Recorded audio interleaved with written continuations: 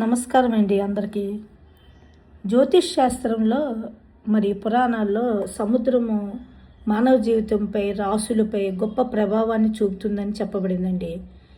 సముద్రం మనకి ప్రశాంతతకి, అపారమైన సంపదకి మరియు భావోద్రేకాలకి సంకేతం.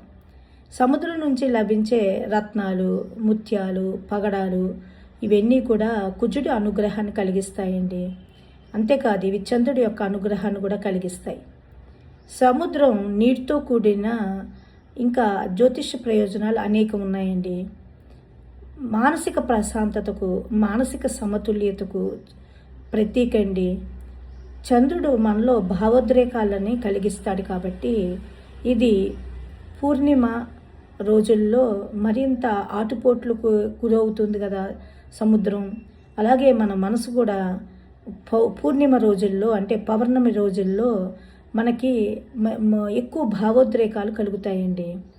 కాబట్టి మనము ఈ సంపద కావాలన్నా, విజయం కావాలన్నా మనకి ఈ సముద్ర స్నానం చాలా మంచిదండి.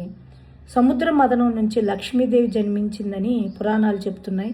అంతేకాదు సముద్ర మదనంలో నుంచే మనకి రాహుకేతుల కథ కూడా చెప్పబడిందండి.